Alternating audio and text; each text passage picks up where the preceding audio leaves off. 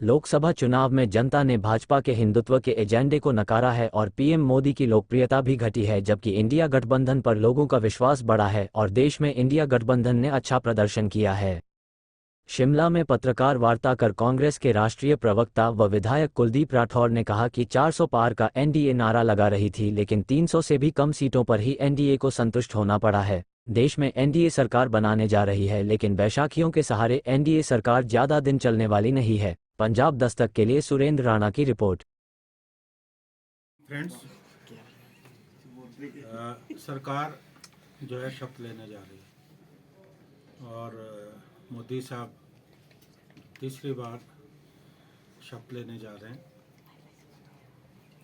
और जिस आशा के साथ, जिस विश्वास के साथ भारतीय जनता पार्टी और एनडीए गठबंधन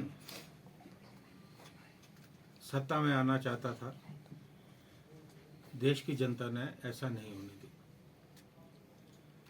400 पार का नारा धराशायी हुआ और एग्जिट पोल को लेकर मैंने प्रेस वार्ता की थी कि किस तरह से देश में एक माहौल बनाने का प्रयास हुआ था, लेकिन देश की जनता ने देश के संविधान को, देश में लोकतंत्र को बचाने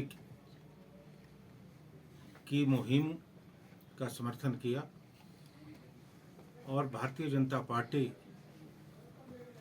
जो 400 पार का दावा कर रही थी, वो स्वप्न साकार नहीं हो सका। 240 सीटें भारतीय जनता पार्टी को मिली है, जो बहुमत से कम है। और आज जो हालात हैं, गठबंधन के अंदर जिस ढंग से मंत्रालय को लेकर झगड़े शुरू हो गए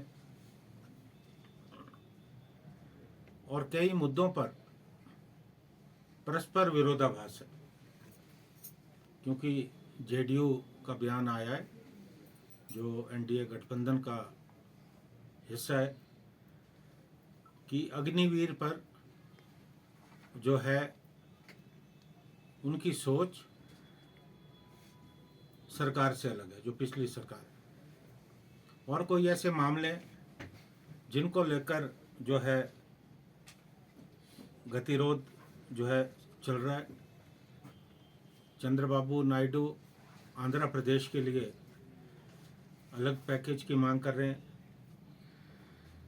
महाराष्ट्र में भी मांग की जा रही है। ये स्थिति आने वाले समय में एनडीए के लिए सुखद नहीं, क्योंकि नीतीश कुमार जी की राजनीति अलग है, वो अपने हिसाब से चल रहे हैं। मुझे ये लगता है कि ये सरकार आने वाले समय में बहुत सारे विरोधाभासों का सामना जो है करने वाली है। हालांकि मैं कोई भविष्यवाणी नहीं करता, लेकिन राजनीति शास्त्र का विद्यार्थी होने के नाते मुझे लगता है कि ये सरकार चलनी बहुत मुश्किल, क्योंकि जिन बैसाखियों के सहारे भारतीय जनता पार्टी सत्ता में आई है, वो बैसाखियां कब हट जाएं कह नहीं सकते। और भारतीय जनता पार्टी ने जिस ढंग से देश में एक माहौल, सांप्रदायिक माहौल, एक सांप्रदायिक ध्रुवीकरण की रणनीति की थी, लोगों ने उसे पसंद नहीं की। और जो हार उत्तर प्रदेश में हुई है,